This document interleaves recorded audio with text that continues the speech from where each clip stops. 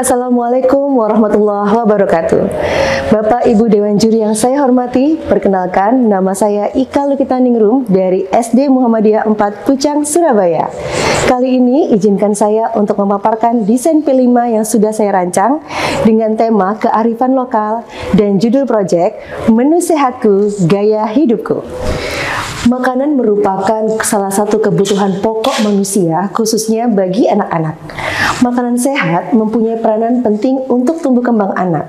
Saat ini, anak-anak lebih sering mengkonsumsi makanan modern dibandingkan dengan makanan tradisional khas daerahnya.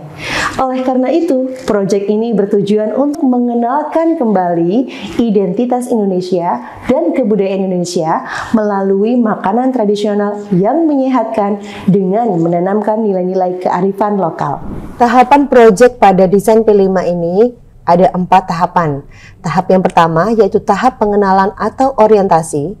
Tahap kedua, tahap kontekstualisasi. Tahap ketiga, tahap aksi. Dan yang keempat adalah tahap refleksi dan tindak lanjut. Melalui proyek ini diharapkan dapat mengembangkan 3 dimensi profil pelajar Pancasila. Yang pertama adalah mandiri, yang kedua gotong royong, dan ketiga berkebinekaan global. Pada tahap pengenalan atau orientasi, ada 3 aktivitas. Aktivitas yang pertama adalah makananku kesukaanku. Guru melakukan survei tentang makanan kesukaan peserta didik dengan menyiapkan tabel. Pada aktivitas yang kedua, yaitu eksplorasi masalah, berdasarkan hasil tabel makanan kesukaan, peserta didik diajak melihat video dan mendiskusikan tentang manfaat dan akibat dari mengkonsumsi makanan tidak sehat. Pada aktivitas ketiga, membandingkan makanan modern dengan makanan tradisional. Guru memberikan contoh makanan modern dan makanan tradisional dengan media payung simamat. Peserta didik juga diajak untuk melihat dan merasakan langsung makanan tradisional dan modern yang sudah disiapkan. Selanjutnya, mereka diminta mengidentifikasi dengan mengisi lembar Aku Tahu. Apa sih payung simamat itu? Payung Simamat adalah akronim dari Payung Makan Makanan Sehat. Terinspirasi dari cuaca Surabaya sekarang ini yang sedang ada musim penghujan. Oleh karena itu kita harus sedia payung sebelum hujan. Itu adalah salah satu cara untuk menjaga tubuh tetap sehat. Dan selain itu, pada payung ini juga disediakan ronji-ronji berbagai macam warna. Karena dunia anak adalah dunia yang penuh warna.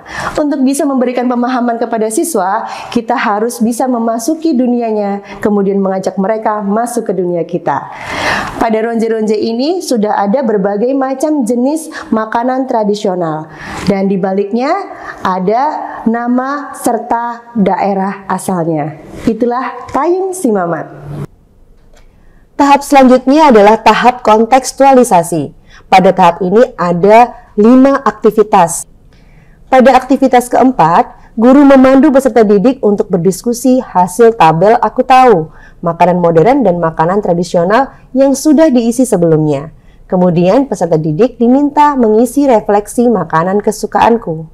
Pada aktivitas kelima, guru membacakan buku cerita bertema makanan tradisional, lalu bertanya jawab dari cerita yang dibacakan dan memberikan kesimpulan dengan penguatan kepada peserta didik. Di sini, peserta didik mendapatkan tugas mandiri bekerja sama dengan orang tua mencari informasi tentang makanan khas daerahnya. Pada aktivitas ke-6, perwakilan peserta didik menceritakan informasi yang didapatkan tentang makanan tradisional daerahnya. Guru mereview dan mengaitkan dengan tujuan proyek dan membuat timeline kegiatan. Selanjutnya, pada aktivitas ke-7, membuat pembiasaan keterampilan dasar yang nantinya berkaitan dengan kegiatan sehari-hari. Di sini juga melibatkan orang tua dalam lembar pengamatan orang tua.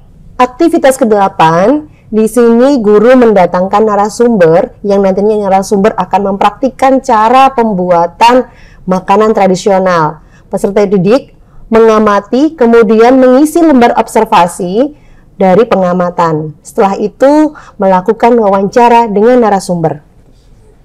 Selanjutnya adalah tahap aksi. Pada tahap aksi ini ada 7 aktivitas yang akan dilalui. Aktivitas yang pertama yaitu aktivitas 9, membuat draft poster. Peserta didik diajak untuk membuat draft poster. Dilanjutkan pada aktivitas 10, mereka diajak untuk menghias dan menyelesaikan draft poster yang sudah dibuat. Aktivitas 11, peserta didik membuat video proses pembuatan makanan tradisional dengan bahan-bahan sehat dibantu oleh orang tua. Dan pada aktivitas selanjutnya, menyusun draft presentasi, yaitu menjelaskan tentang makanan yang dibuat. Pada aktivitas 13, peserta didik diminta membawa hasil makanan dan melibatkan komite sekolah juga beberapa guru untuk pertemuan coba rasa. Dan aktivitas selanjutnya yaitu simulasi festival makanan tradisional. Pada aktivitas kali ini, peserta didik, guru, dan orang tua bekerja sama menyiapkan ruang festival dan berlatih untuk presentasi. Yang ditunggu yaitu aktivitas 15, festival makanan tradisional. Peserta didik membawa hasil makanan dan mempresentasikan di atas panggung. Kegiatan ini melibatkan semua warga sekolah. Tahap yang terakhir yaitu tahap refleksi. Tahap refleksi di sini, peserta didik diminta untuk mengisi lembar refleksi dari kegiatan dari proyek yang sudah dilakukan. Dan sebagai tindak lanjut, guru mengajak peserta didik dan warga sekolah senantiasa mengkonsumsi makanan tradisional yang menyehatkan sebagai gaya hidup dan upaya melestarikan budaya bangsa. Demikianlah pemaparan singkat tentang desain P5 dengan tema kearifan lokal pada fase A. Jalan-jalan ke Surabaya, jangan lupa beli alpukat. Demikianlah pemaparan saya, semoga bisa bermanfaat. Mohon saran dan masukannya agar kedepannya saya bisa lebih baik lagi. Wassalamualaikum warahmatullahi wabarakatuh.